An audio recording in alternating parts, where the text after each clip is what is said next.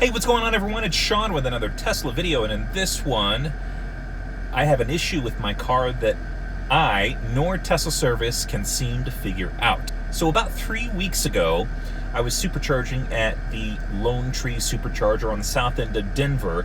I unplug and I make my way out of the parking lot, and I get this error message that says that the parking brake needs service and it may be free rolling. And that, of course, being very concerning, I call up Tesla and I ask how soon I can get in, because I don't want my car free rolling, and I'm sure the other people around me don't want it free rolling either. It's been same day. I drop the car off, and a couple of days later, Tesla reaches out and says, good news, we've figured out what the issue was. We swapped out the electronic parking brake controller and everything seems to be working fine. The cost for that, plus labor, was $439.47.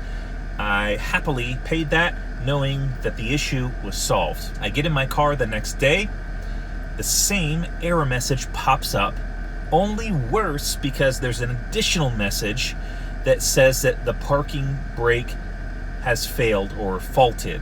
Now I'm really concerned because it's this ongoing message that pops up, whereas last time I got the message and was able to put the car in park. This time I was not able to put the car in park.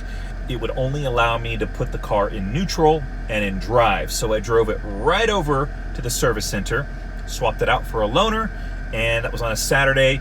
They kept it over the weekend, assessed things on Monday through Thursday. They looked at it. They replaced the electronic parking brake connector covers on both back wheels. They assessed it, ran the diagnostic, and determined that there were no error messages. So I delightfully went back to the service center, picked up the car, and there was no charge for that. They did not charge me the second time in the service center. Get about a block down the road and same error messages pop up. So I turned around, took it back, dropped it off, and a few days later they called up and said that they had finally found the issue.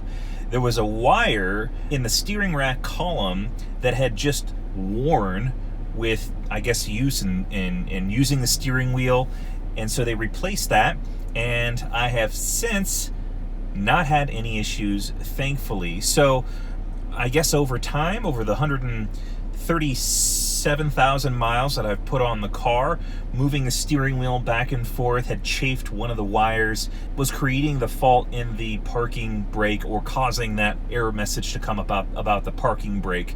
So it didn't have anything to do with the actual parking brake. It was just the wire going from the steering column back to the parking brakes. So big thanks to Tesla service here in Denver for getting the issue all taken care of. Out the door, it was only that initial $400 and something that they charged. The rest was on goodwill.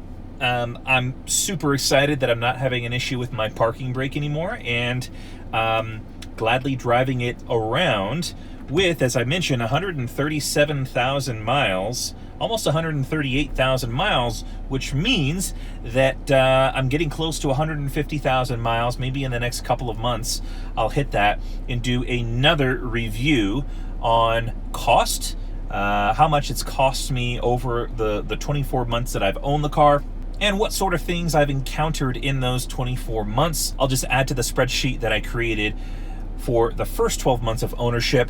So go ahead and put your comments down below on what you'd like to know for that 150,000 mile video. What do you want to know about the car? What sort of things am I experiencing? What sort of wear on the car? There's been some interesting wear over since I last did a video, and I'll be happy to update you on that. Put your questions in the comments down below and I will add them to a list so that when I get to 150,000 miles, I'll address your questions specifically. Thanks so much for tuning in, and see you in the next video.